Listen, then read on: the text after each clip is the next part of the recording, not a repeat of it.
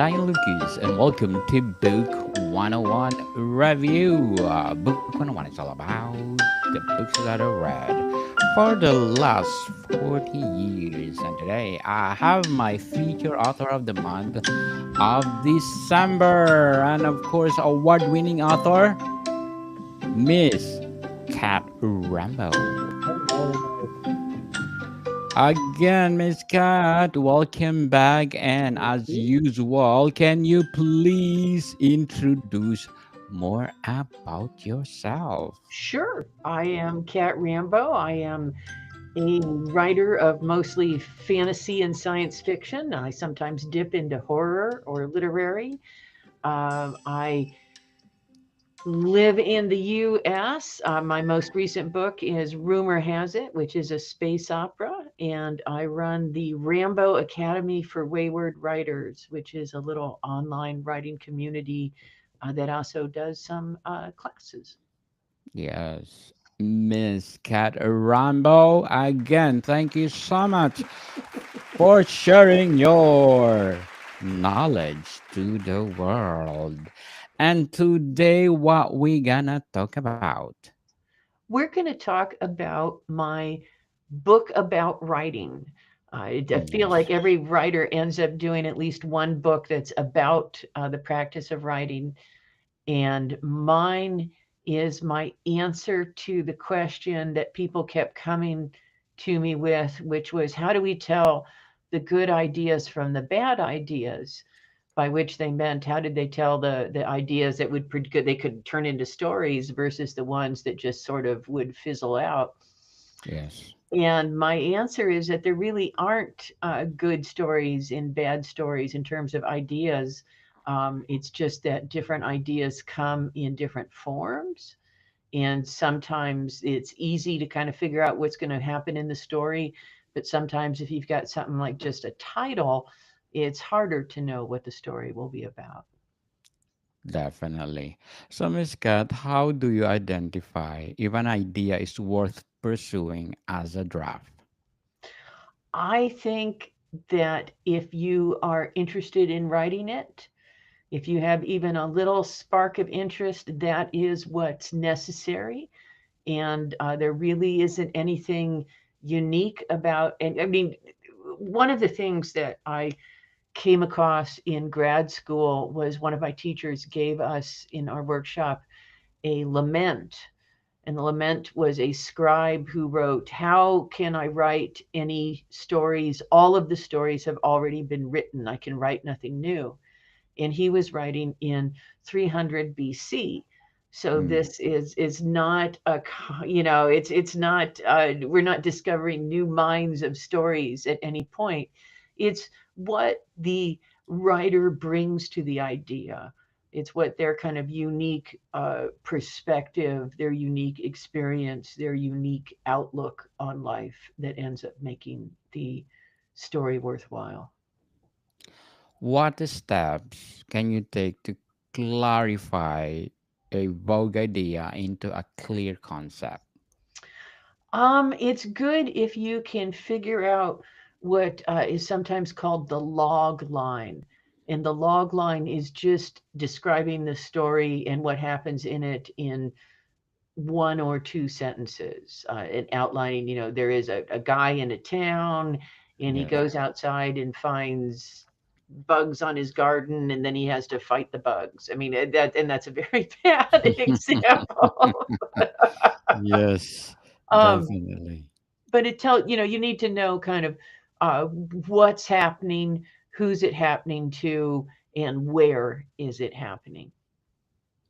How important is the research in shaping an initial idea into a draft? Say that again. How important is research in shaping? uh, well, I think that depends, because I think research is one of the ways writers can end up procrastinating on writing, Yes. so they do researching instead.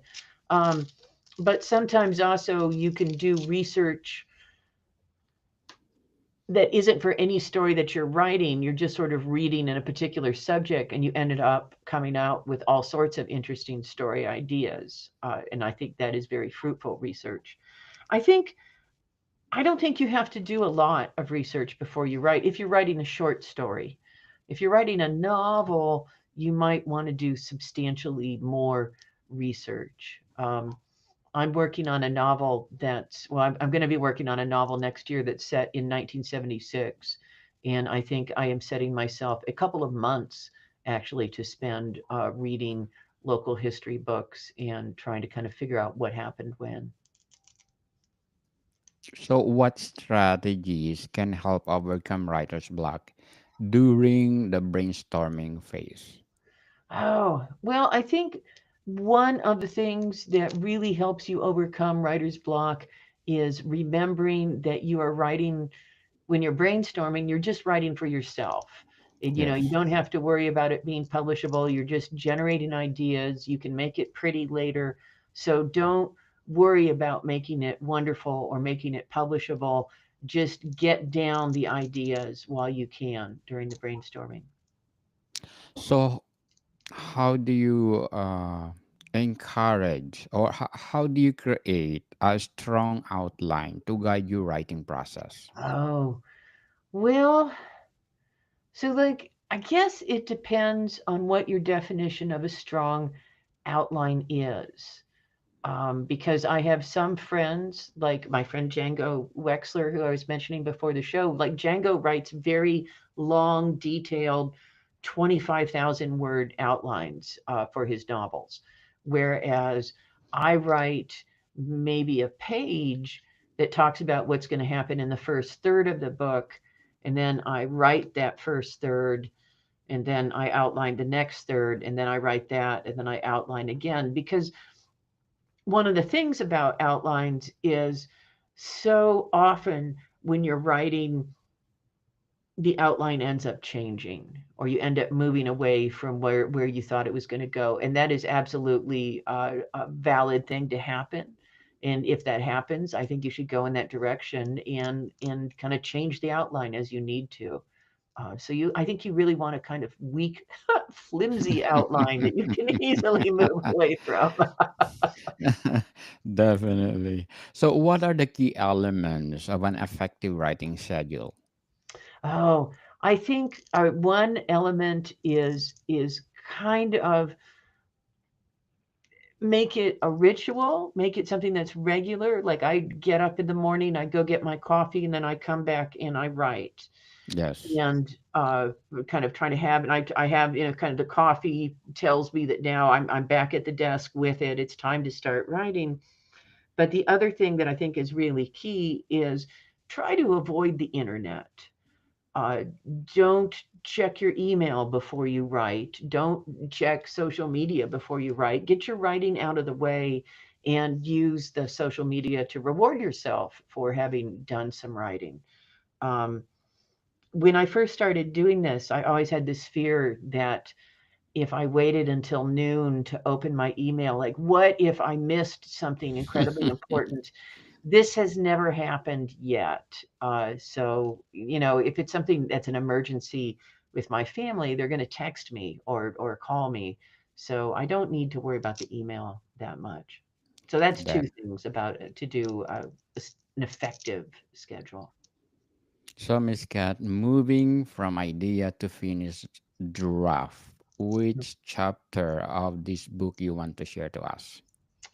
Um, I think the one that I really appreciate, or the one that I think is really fun, is it's the chapter on generating a story if you just got a title. Yes. And because I think that's really interesting because sometimes you do get just a title and you have to sit down and figure out kind of like what is built in to the title. And one of the reasons that I particularly like that chapter is with each chapter I've included a story that got generated in that way. So I have a story that came out of just a title, which is appeared in Clark's World, gosh, a while back, called "I'll Gnaw Your Bones," the Manticore said. which I thought was just an absolute fabulous title. And I told it to my partner at the time, and they're like, "Oh, I don't like that title." I was like, "No, I will write this story." And so, so I Yes. love that story because it came out of just a title, and part of writing it was looking at it and saying, "Okay, what sort of story does this title predict?" So, how do you determine the appropriate tone and style for your draft? Um, Usually it's not something that I worry about in the first draft because I kind of will let whatever emerges emerge, and it may be wildly uneven. But that's part of what revision is for, is going back and fixing it. If it's something like I want to get a particular tone, like say a Victorian literature tone or something like that, like when I was writing steampunk, I might do this. I sometimes will do some reading in 19th century literature just to kind of get that sort of that feel of that flavor and that the cadence of the sentences. What role does feedback play in refining an idea before starting the draft?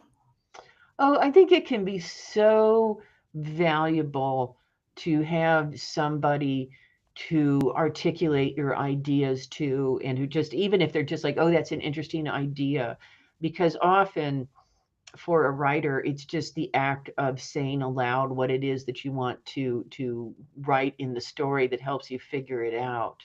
So I don't even know if I mean, I could be actually talking to the cat here Yes. and perhaps getting a good idea, better ideas of what I want to do.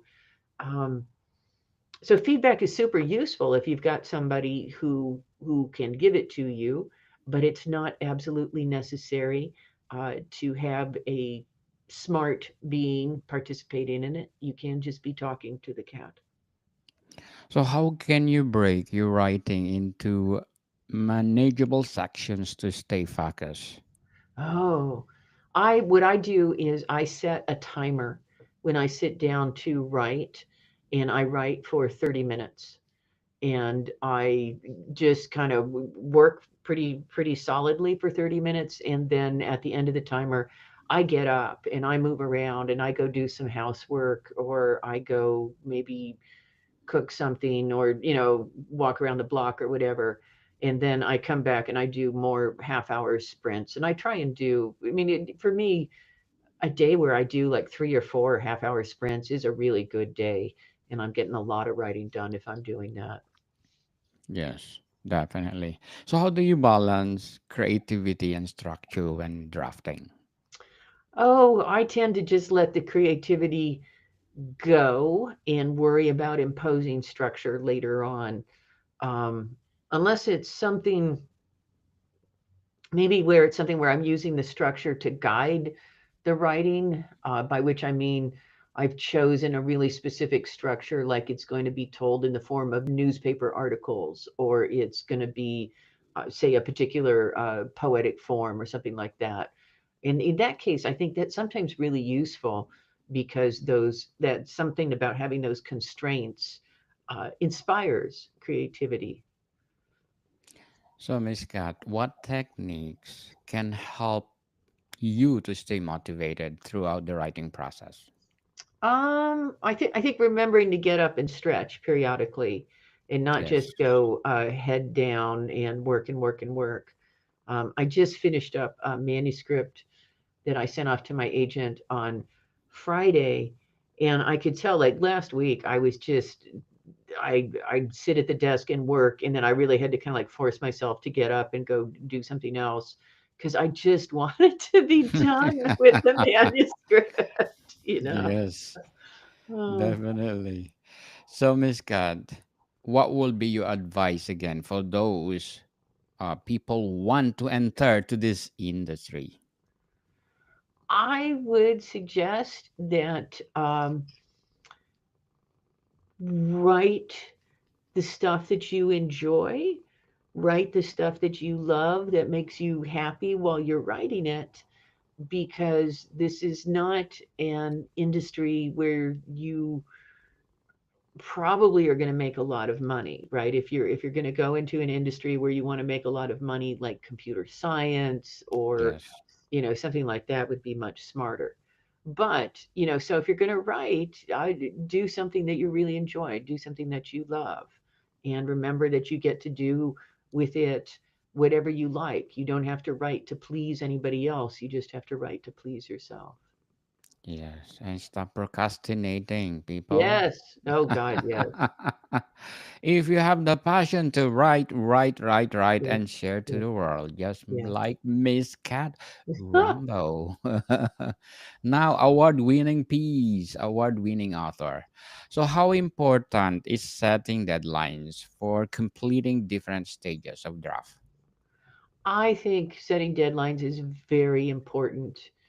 Um, I always try and set, like with the most recent book, I told my friends that were going to be my beta readers. I told them a definite day that I was going to give them the book. And so that made me finish it up in a way that I might not have if I didn't, if I was sort of like, oh, I'll get it to you whenever. Um, and getting the book off to my agent, I really had told myself I really wanted to get it to him by December 15th, and I actually got it to him a couple of days early. And that's it's important to set deadlines that occasionally you can exceed because then you feel very proud of yourself. Miss Cat Rambo, again, thank you so much for another book to be published. We're looking forward for more books to come. So, what are the most common pitfalls to avoid when moving from idea to draft? Um, I think the most common pitfalls, one might be feeling like you have to write consecutively. You have to kind of start at the beginning and write and hit the end. And you can, if you want to, skip ahead to a part that makes you feel excited to write it. It is okay to write sort of piecemeal and write the ending before you write the beginning. So that is the pitfall of the consecutive draft would be one that I would avoid. Um, and trying to write something that's publishable. Kind of sitting down to yourself and say, okay, I have to make it really, really good. And I think that telling yourself that whatever words come out have to be good is a good way to make sure that you don't write any words at all. So when I'm writing a story, I don't worry about it being publishable. In fact, I know it's going to be a crappy, terrible, awful first draft, but I also know that I'm good enough at revising and rewriting that I can turn it into something good. So I just write it. And of course, some stories are better than others, but I know that I can always turn out something that will be at least Yes, decent. Yeah. definitely. So, what strategies can help to ensure your draft aligns with your original vision? Oh, I think one thing that's really useful is before you sit down to write the story is maybe sit down and write a little do a little meta writing, a little kind of writing about the writing and say, I think this is a story about X and Y, or the moments that I really think will be cool in this story are this, this, and this, and get down all the things that excite you, all the sort of that initial rush of ideas because they can fade. So it's important to get them as much of them down onto the page as you can. So, again, Miss Cat, what are your short term and long term goals in writing? My short-term goal is I just like to make sure that I've written something during the day because then I feel like I've done something productive. And my long-term goals are I want to keep doing a book or two every year, and keep writing stories, and that's pretty much it. Yes, good luck to your goals, Miss Cat, and looking forward for more empowering books. How do you deal with self-doubt during the drafting process? Oh, self-doubt is a terrible thing. Um, Yes. I think it's useful to save uh, one of the things I do is I save emails that people have sent me where they said they liked something or that they particularly enjoyed something. And so I have that little folder to kind of bolster my ego when Mm, it's necessary. But I think it's important to remember that as writers, we are very good about constructing our own narratives about feeling guilty and feeling ashamed and feeling bad because we don't write as much as anybody else, or we don't, we haven't done X or Y or whatever.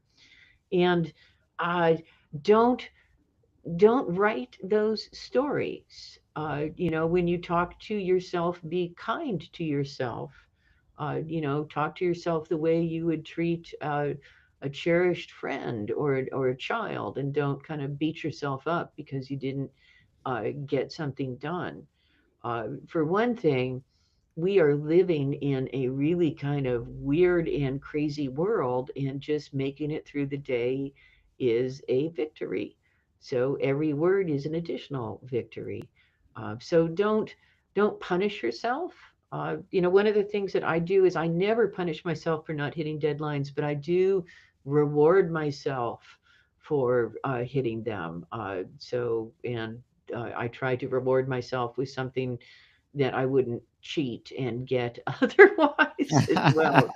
Um, you know, so yeah, and you don't want to punish yourself, or because you don't want to associate writing with punishment. I think that's a good way to kind of stymie yourself as well. definitely. So, how can free writing or journaling help refine an initial idea? Oh, it's a great way to do it. And I think one of the best times to do it is when you get up in the morning and you're still a little sleepy. You still got all those kind of dreamy chemicals floating around in your brain. And I think that is a great time to just pre-write, and don't worry about making sense. Don't worry about kind of editing as you go, but just get the thoughts down and write something that might not go in the story. Write as scenes that don't have to go in anywhere. Um, I think it's just really useful because you have what Kate Wilhelm called your silent partner, your unconscious mind, who brings you all sorts of interesting ideas and things. And the only way you really have of communicating with your silent partner is to write down the gifts that they bring you, in order to say, yes, I value these, I appreciate these, please bring me more. So I think that free writing and free journaling is a great way to get a little time with your silent partner and appreciate them. Yes. So, Miss Kat, to sum up our discussion tonight, what is the best way to transition from a rough draft to a polished version? Ah, well, it's good to put it away for let the story kind of like sit for a week, or if it's a novel, maybe a month, and then come back to it. And then I try to read through it once and sort of make a list of my big work items.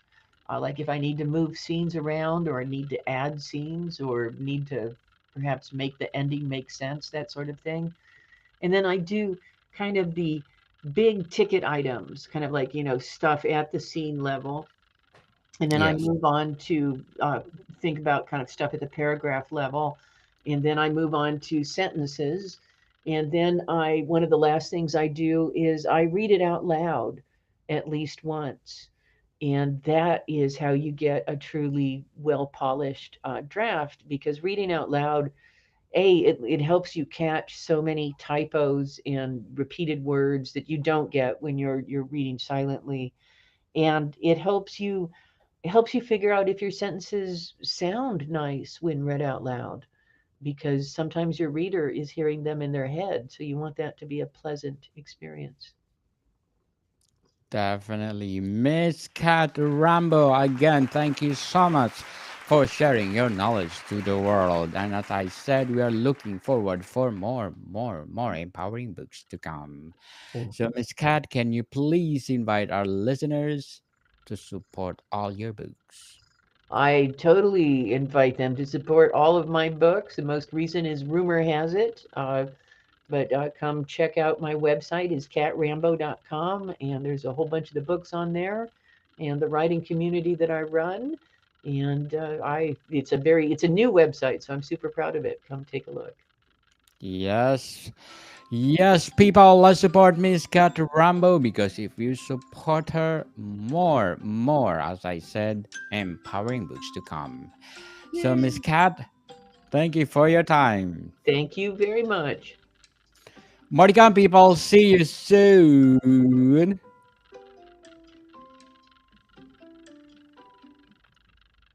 So, this episode will be published today, Miss Cat. I will gonna share to you Perfect. after I Okay. publish it.